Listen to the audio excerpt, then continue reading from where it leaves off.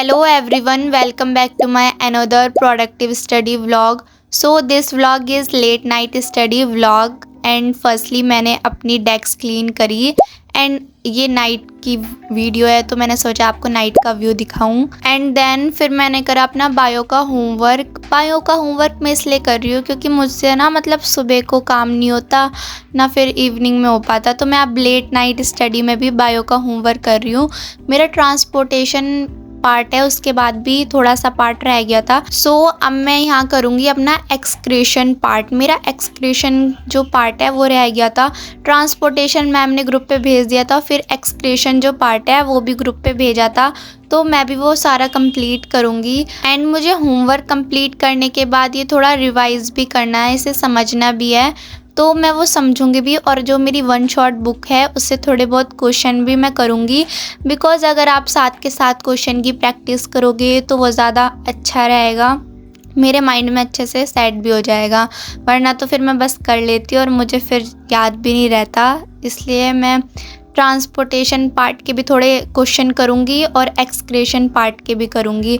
मुझे respiration part तक तो सब कुछ अच्छे से याद है, उसके बाद जितने भी रेस्पिरेशन, ट्रांसपोर्टेशन, एक्सक्रीशन जितने भी पार्ट हैं उसके मैं आज क्वेश्चन आंसर भी करूँगी, अच्छे से उसे रिवाइज भी करूँगी। एंड वेकेशन स्टार्ट है और मैं मेहंदी ना लगाऊँ ऐसा तो हो ही नहीं सकता। मुझे मेहंदी लगाना बहुत अच्छा लगता है। आपको मेरी मेहंदी कैसी लगी मुझे ज़रूर बताना।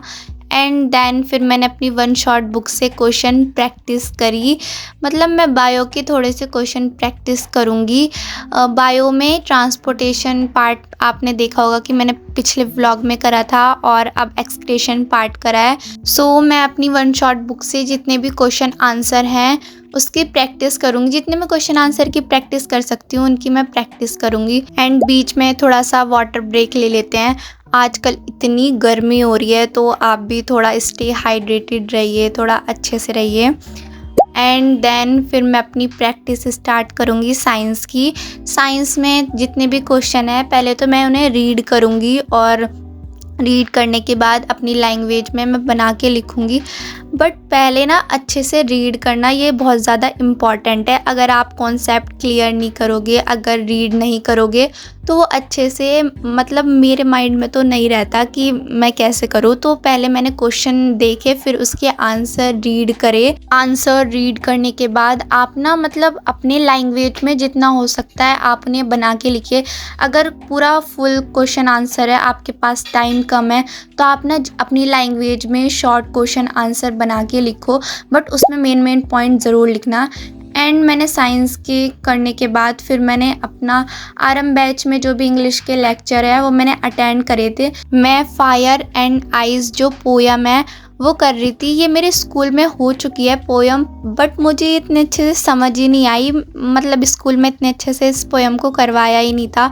मुझे थोड़ी बहुत ही आई थी समझ में, तो मैंने सोचा कि मैं इस पोयम को अच्छे से रीड कर लेती हूँ, थोड़े इसके नोट्स वगैरह प्रिपेयर कर लेती हूँ और मैं ना बुक में ही अंडरलाइन कर लेती हूँ या फिर ऐसे स्टिकर साइड में ही बना लेती हूँ। मैं कॉपी में नहीं लिखती कुछ भी, नोट्स वगैरह जितने भी मतलब होते हैं, बस क्वेश्चन आंसर मैं अपनी कॉपी में लिखती हूँ। वो तो मेरे स्कूल से भी क्वेश्चन आंसर हो जाते हैं, तो मैं स्कूल के क्वेश्चन आंसर ही ज़्यादातर याद करती हूँ, क्योंकि स्कूल में अगर टेस्ट वगैरह होते हैं तो स्कूल के ही क्वेश्चन आंसर चलते हैं, आरएम बैच के तो मैं नहीं लिखती।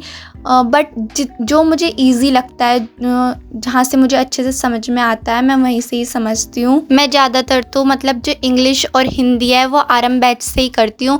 स्कूल में तो कुछ समझ नहीं आता मुझे, मैं अपनी बात बताऊँ तो मुझे मंगोलिया मैम से तो इंग्लिश इतने अच्छे से समझ में आ जाती है। एंड जो इसके क्वेश्चन आंसर होते हैं वो आरएम बैच में तो करवा देते हैं, बट मैं उन्हें बस कॉपी में नोट डाउन कर लेती हूँ। और जो मुझे याद करने होते हैं स्कूल के, तो मैं स्कूल के याद करती हूँ क्वेश्चन आंसर तो। एंड जो ये पोयम होती है ये इतने अच्छे से समझ में नहीं आती मुझे, जितना एक पूरे चैप्टर होता है वो आ जाते हैं समझ में, बट पोयम तो मुझे समझ में ही नहीं आती।